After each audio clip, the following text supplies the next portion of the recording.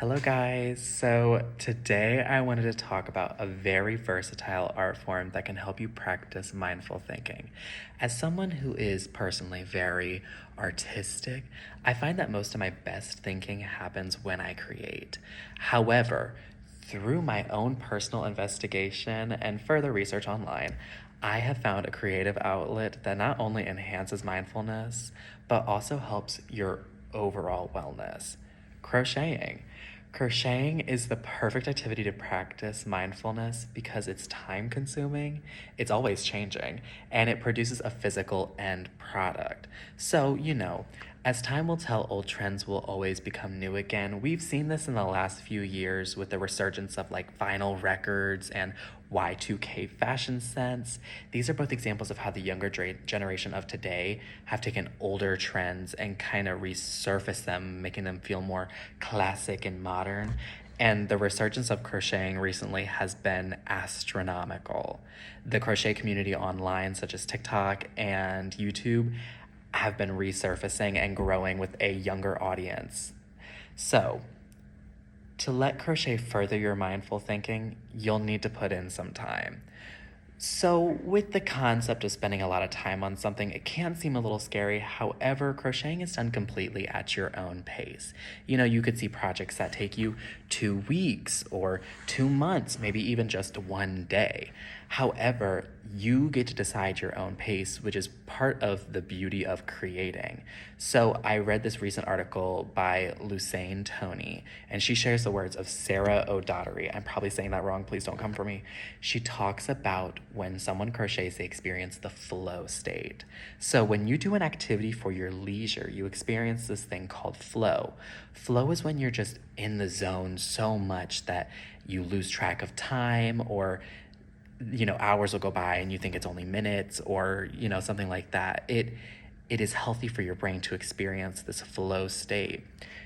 She says it's a sense of rhythm. It can lead to a sensation that's known as a flow state, a pleasurable experience. Ooh. She was a psychologist and she's done studies about this for years. With the use of flow, projects that once seemed like a huge commitment will start to fly by. The benefit of doing something for your leisure is that you can decide how long to spend on the activity. Regardless of whether a crochet project took you around a week or took you a month or a few, it's about the process and how you choose to create it that is so special. So, while timing your crochet project is pretty open-minded, what about how you make your crochet? Crocheting can come in many different shapes and sizes depending on what you choose to make. However, what's also really important is how you make it.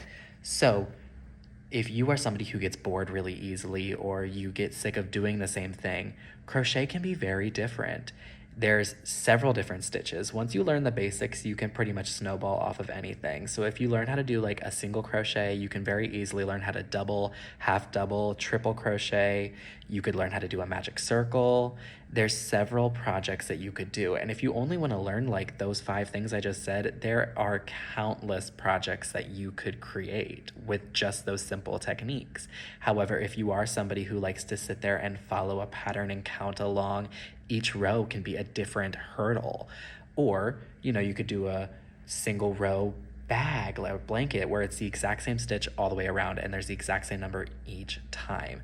There's something out there for someone. There's stuff out there for everyone who has different likes and dislikes. Now that we've learned how to crochet, what do you make? The last and final beauty of crochet is that you could make something completely different every single time. You could make 2 granny squares and you could turn them into 2 completely different things.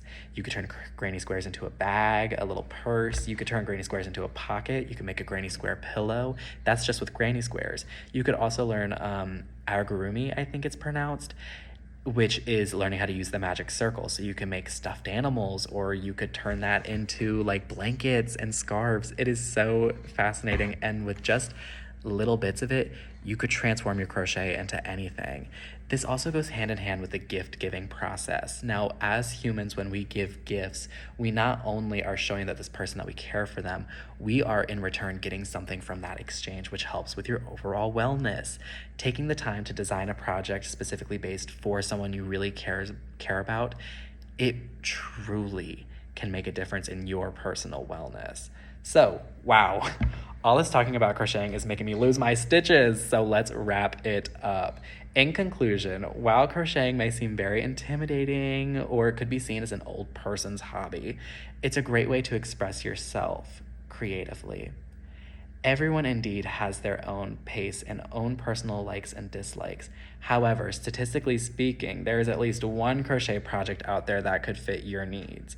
Crocheting is proof that even though we all start out with the same parts, no two creations will ever be the same.